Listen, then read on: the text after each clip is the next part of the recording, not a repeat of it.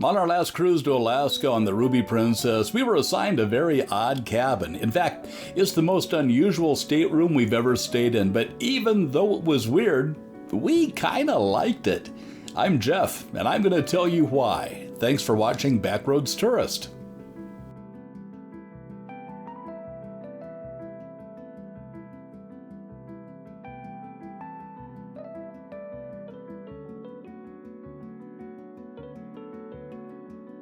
Yes, we took a cruise on the Ruby Princess just weeks after her mishap in San Francisco. Now, in case you've forgotten, the Ruby bumped into the dock and that caused a little bit of damage.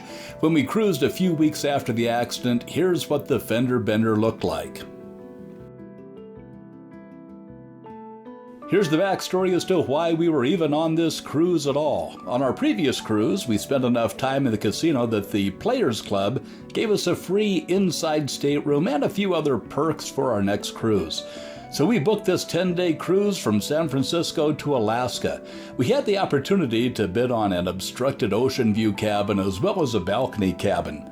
We put in rather low bids for both and found out in a few weeks that our bid for the obstructed view cabin had been accepted. And that was great because at least we'd have some natural light in our stateroom. Our bid was $75 per person for a total of $150. Now, in case you're wondering, you don't get to choose your cabin when you submit a bid. One is assigned to you, and this cabin had every chance of being a horrible stateroom. It was on the Lido deck, which is deck 15, pretty high up. It was also at the very front of the ship. Any seasoned cruiser is going to tell you that if you're in rough seas, these cabins are going to get a lot of movement. If you're prone to motion sickness, you want to be low and towards the middle of the ship to minimize the movement. Fortunately, the ocean was pretty calm during this cruise, and we didn't have any issues. Our stateroom was L101, and what was most unusual about this room was that it looked out on the roof of the bridge.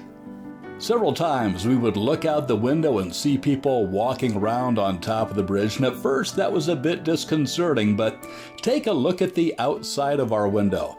It's like a mirror. Nobody could see in. In fact, there were a couple times when we were in our stateroom and we noticed people using our window as a mirror to fix their hair or adjust their look, and we got a pretty good laugh out of that.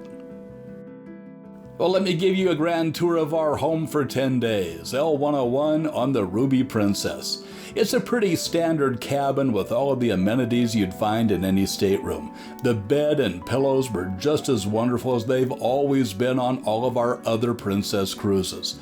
The desk area was small, but it had a large mirror. Now, around the corner was our closet area, and you can tell that our luggage hadn't arrived yet when I was filming this. The closet had about 24 hangers, and if we needed more, I'm sure the room steward would have brought them, but this was plenty for us. Behind this door, you're going to find more room for storage, as well as a small personal safe and some extra bedding at the bottom.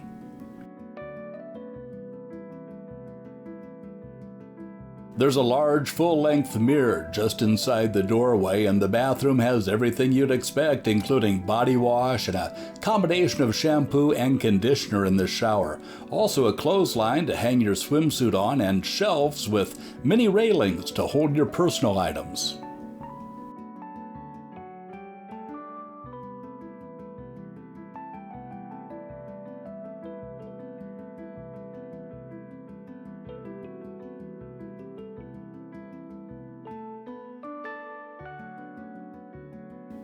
Heading back into the main bedroom area, you're going to find you have a mini fridge that's great for holding leftovers.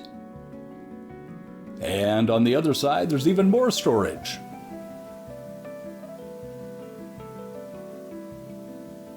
The desk area is also where you're going to find your hair dryer. Now, these are basic hair dryers and not super powerful.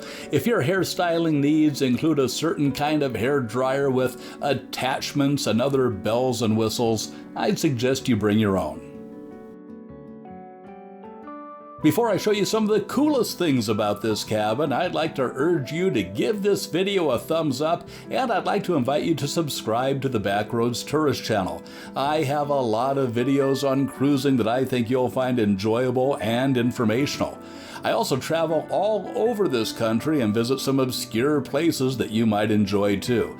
Subscribing is free and it's easy. See that little subscribe button down there? All you have to do is click it. By subscribing, you're really helping out the channel, and I'd certainly appreciate it. Thank you so much for your consideration. One thing everyone notices about their cabin is that there aren't too many outlets, usually just one in the bathroom and one by the desk.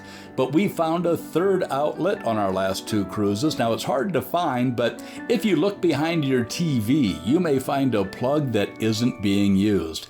If you bring an extension cord with you, you're in business. Now, at last check, Princess allows cords that don't have surge protectors. If you're cruising with a cruise line other than Princess, check their policies. But I would bet if you find out where the TV is plugged into, you're going to find an open plug.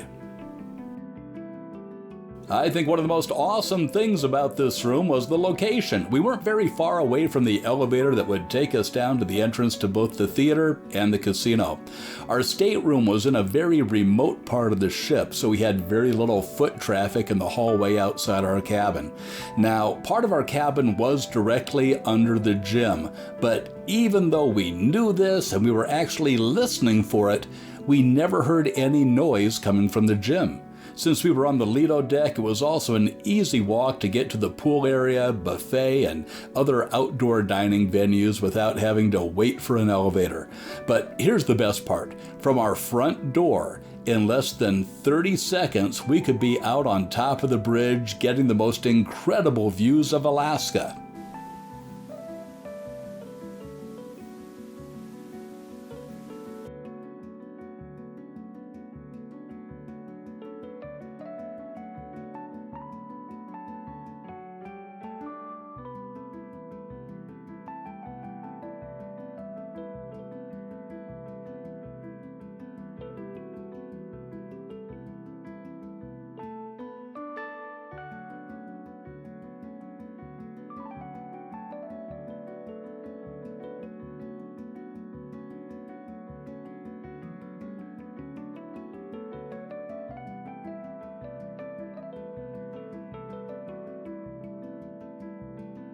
So here's our takeaway. We enjoyed the stateroom. It was just as comfortable as any other stateroom we've been in.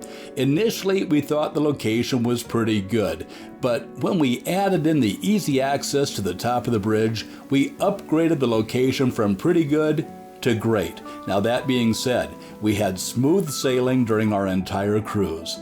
If it would have been more choppy seas, our cabin would have seen a lot more movement just because it was on a high deck and at the front of the ship, and that would have made the cruise a lot less enjoyable. But we took a gamble and we won this time. We barely noticed any motion at all.